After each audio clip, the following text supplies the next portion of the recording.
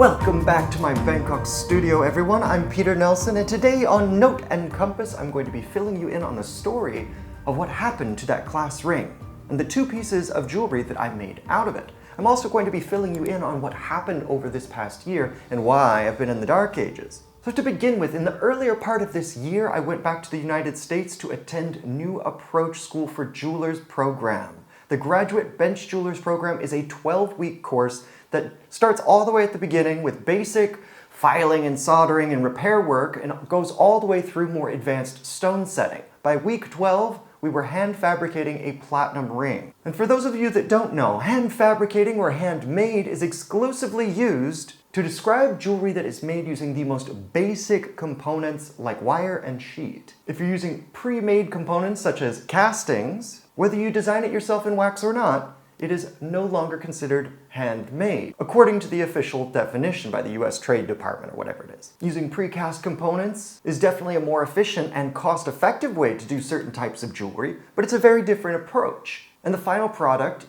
while it may look the same, is not the same. Not just because of time needed, but because when you cast metal, it has a different structure. It's much more spongy. Whereas when you hand fabricate a piece of jewelry, what happens is you have to take the ingot, that initial pour of the metal, and then you have to mill it out. You have to make wire and you have to make sheet. Another thing that needs to be kept in mind when distinguishing between hand-fabricated and precast components is the initial upfront cost of hand fabrication. Not just because of the time, but because you have to start with more material in order to cut them out until you get to that final shape. If I carve something in wax, all of that wax is just not metal. Whereas when I start out with basic components like wire and sheet, I have to start out with a much larger form and then work my way into the final size and shape that I want. And so basically that just means that a lot of it's just dust. And that dust is not just a waste, that's money. And it's money that I have to pay for until I get enough of that material together and can send it off to be refined. Now that can be months down the road. And some of you are probably saying, well, you melted down this ring to make these other rings, can't you just do that with the dust? And the answer is maybe. It depends on how much it gets contaminated. Because there's dust, there's metal, who knows what else is floating around here. The more of that gets into the mix with the gold, these impurities can affect the way the gold works, and sometimes that leads to cracking. Do you really want your piece of jewelry cracking? I don't. So sometimes that just means we leave the dust and we reclaim our expenses months down the road, but that's a burden that I have to carry as a jeweler. And so that's why, in conversations about hand fabrication, sometimes the price is higher, not just because of time, but also because of these necessary expenses that we have to bear in the meantime. But at the end of the day, we are creating wealth with new objects. When you have something that has provenance and is fundamentally rare because there isn't anything else, then the wealth of the world grows. And that's why I think artists actually are not in direct competition with each other. We're making something new. There's a limit on how much money there is in the world, but there isn't a limit to how many new things we can create. So keep that in mind when supporting artists. So when I melted down that class ring, I was left with an ingot. And that's exactly what I had to do. I had to mill it out into long pieces of wire to make the ring shank and other components, as well as sheet. And then come all the other steps of forming the ring. And every time you put it through the mill, it compacts the metal a bit more, which ends up giving the jewelry a longer lifetime. If you just think about it, the same amount of metal condensed into a smaller space gives it additional toughness. The hardness doesn't change any, but because it's compacted, it's more tough. It doesn't wear off as much. And you can also get a better shine from the metal because it doesn't have those same little pockets to disrupt the surface luster. Now, the course at New Approach was incredibly challenging, but aren't most good things in life meant to be challenging? And once you conquer that hill, you're enabled to do so much more. And that's what I proved with these rings. Because of the dedication that Blaine Lewis and Drew Hadley poured into us during those 12 weeks, I am now able to do bead setting in a completely hand-fabricated ring. I don't need anybody to tell me where the holes should go. Whereas most of the Lego jewelry that's on the market now, the jewelers don't even have to drill the hole. They just clean it up a little bit, pop a stone in, push some beads over, and then they're done. That's the work of a technician, not an artist. And I'm not here to disparage those people at all. I'm just saying that I am incredibly psyched about the amount of power that was poured into us by our instructors at New Approach. It's a debt of gratitude that I can only repay by doing the work to put new and incredible things out into the world for all of you and me.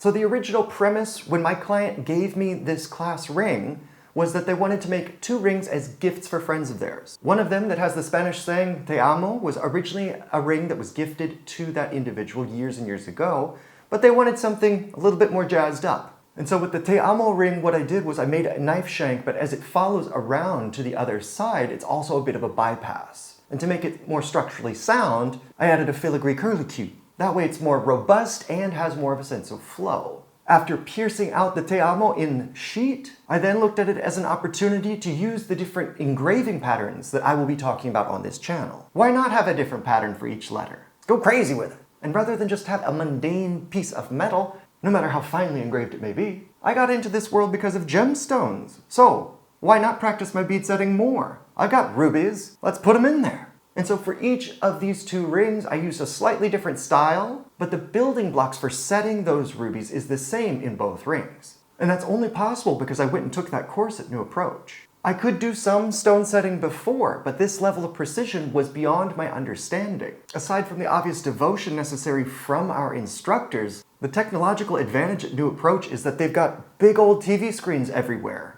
And the instructor's bench up at the front of the class has an incredible camera system that can get you up closer than you could even possibly want to get with your own eyes if you put your nose on top of their work. So you get to see what's going on, you understand why it works. And then you start to understand why you were struggling all of those years before. Oh. So for those of you that are interested in getting your start in the jewelry world, I would definitely go and check out New Approach's website.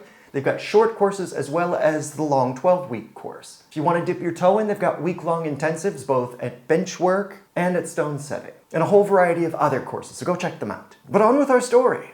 The te amo ring was easier to do in some ways because it started with a basic premise, and the guidelines for the second ring was your creativity. So keeping the band simple, I decided that bead setting on the sides was going to be important for me, but the question became, what should the motif in the middle be? I had enough sheet left over to do more of a signet style ring, but the question is, what do you put there?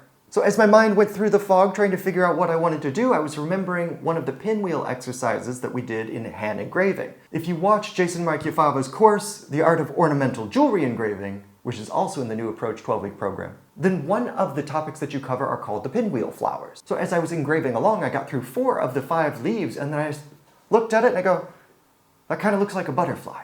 So that's what I went with. I've kind of got a thing against symmetry, so the fact that it was on the diagonal already pleased me. And at the end of the day, what is creativity if not a certain amount of madness? Let it take you somewhere. And for sure, you know that you're not going to be able to find another ring like this out in some shop just in a case. They didn't make 50 of them, just the one.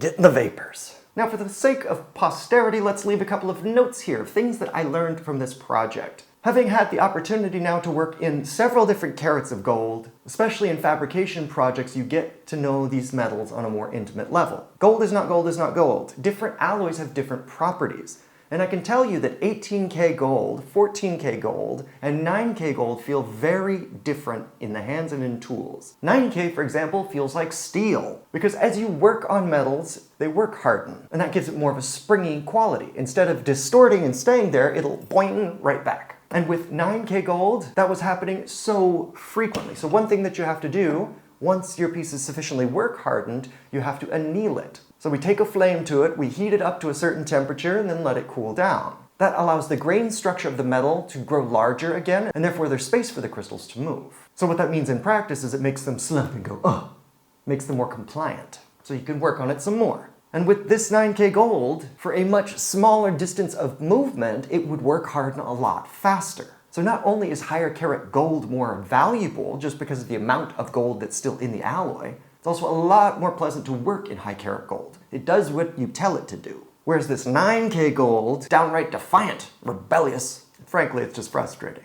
Fortunately for me, I live in Bangkok and we have a lot of services that can help us out. So instead of like the ancients had to do, finding a different work way to put their components together, what I was able to do is once I had the ring shank and the tops of the rings fitted properly, when I went to solder them, I could just take them over to someone who has a laser, get them to tack it for me, a very loose bond, and then I could solder it properly, making it a much stronger bond. Because what happens with soldering is that the crystal lattice of the metal expands and the solder actually knits in between the two components of metal. It's not like glue where it's just a seam. It's much deeper. So a solder seam is a very strong join. And I was definitely glad that I didn't have to mess around with binding wire and all sorts of other things in order just to get these components to fit together straight. One of the things about working with fire, as I learned from glass blowing and cooking, is that anytime you're working with fire, you're also working with time. And unless you're incredibly proficient, things like to misbehave, which can get really frustrating when you're holding a torch. The other thing that I learned from this project is that it would be much better to do the engraving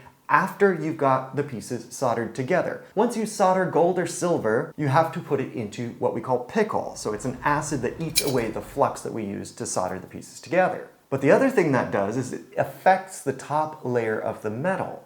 So any of the bright cut engraving that I do, when it goes several times into soldering operations and then to acid and then soldering operation and then acid, the bright finish that used to be there is now getting a little bit disrupted. So it's a bit more fuzzy. And then you have to polish and it gets more fuzzy. And so if you want that truly bright finish in your engraving, what I would need to do is get the ring entirely formed and then do my engraving. Last possible step I can do. But you live and you learn. Now there are several other pieces of jewelry that I have made over this past year, commissions for my clients, and I will be unraveling those stories in the coming episodes. So please make sure you subscribe if you haven't already. If you are interested in a jewelry commission, please head over to gemshepherd.com where you can connect with me directly. If you join my mailing list, I will also be sending out updates to the members of that list about the pieces that I'm working on currently, because not everything is a commission. Sometimes I just make things that pop into my head. So if you want to hear the stories and you'd like the advanced opportunity to purchase something that nobody else has, then that mailing list is for you. Otherwise, leave me a comment down below, hit like, hit subscribe if you haven't already. Tell all of your friends about me. Until next time, bye-bye.